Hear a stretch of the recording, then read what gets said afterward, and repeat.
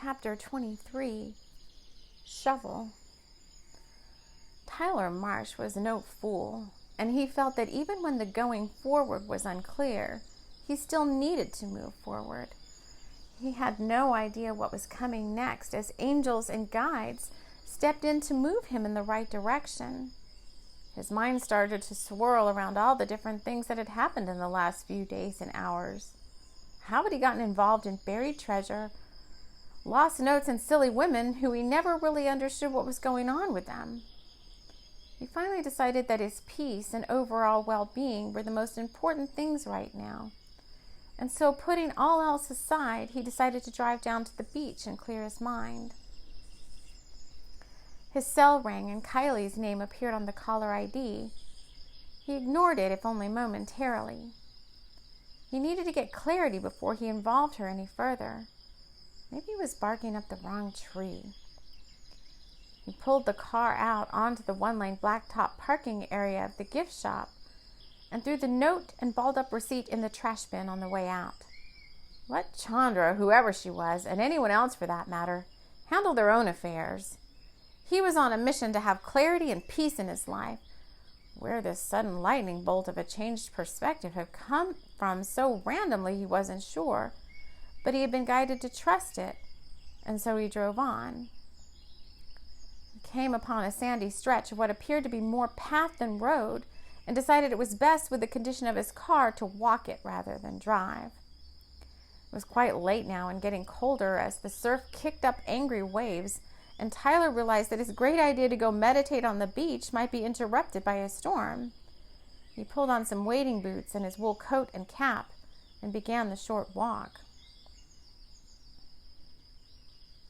He could see what appeared to be a light coming from the tiny cove of Blue Bayou, and as he reached the oddly hidden entrance to the cove, sliding himself between the large stones that had been placed on the perimeter, he couldn't believe the sight in front of him. Chandra and her shovel were knee-deep in a large hole that she had apparently dug herself. She was talking to someone, but Tyler didn't see anybody else around. Tyler had a quick chance to either turn around and back out of Blue Bayou Cove or keep moving further in and have to deal with whatever came next. As he decided to turn around, the ghost of Dame Marsh and Black Bill moved in behind him and in one big surge of energy pushed him right into the middle of the treasure hunt at Blue Bayou. Tyler spoke first. "Well, I didn't expect anyone to be here, of all places," he said, not knowing what else to do. "Me either," was all Chandra could say, wiping sand from her eyes and hands. She could barely see anything from the small light cast out by the flashlight, but she felt the energy having already met Tyler earlier that evening. "They made me do it," she said, as Tyler questioned both his sanity and hers. "I think your mother is trying to help me find Black Bill's treasure," she said unassumingly, as if these things, just happened all the time.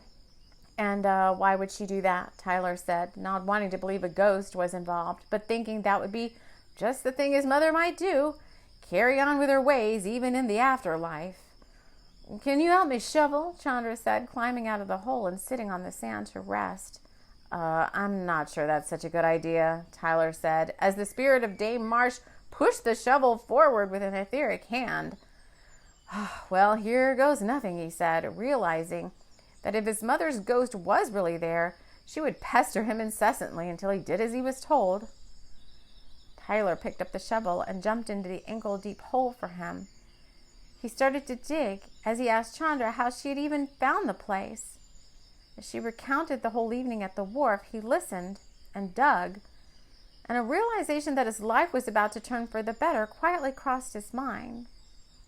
Between shoveling and Chandra's story, he slipped into a cadence, and before he knew it, the hole in the ground had doubled in size.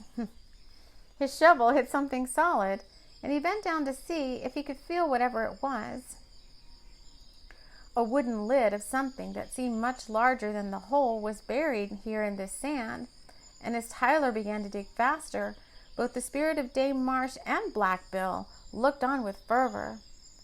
Maybe it was almost over. All the haunting and longing and betrayal and lies. Maybe with the contents of the box beneath the sand, Many lives could be altered for the better.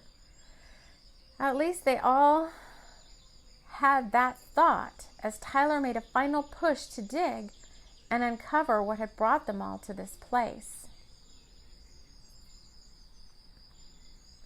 Chapter 24.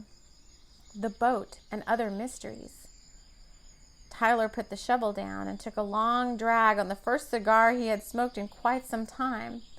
He liked to reserve them for special occasions, and he thought the uncovering of the box would be something to celebrate. But they hadn't even opened the box yet. He pondered on that as a light began to emanate from the hole. The box was rising up, seemingly on its own, but if one could see the spirit world, then the ghost of Black Bill and Dame Marsh were pretty much carrying the box above ground. Tyler was tired, and Chandra could hardly keep her eyes open. Then, much to the surprise of all in the cove, another light was shining offshore and appeared to be getting closer and closer to the sand. The sound of a motor took the place of peace and solitude, and a small dinghy pulled up along the shoreline. Both Tyler and Chandra had to cover their eyes as the beam of a spotlight moved back and forth over the beachfront. "Anyone out there?" the voice of Kylie and Sky Monroe said almost in unison. "Anybody out there?"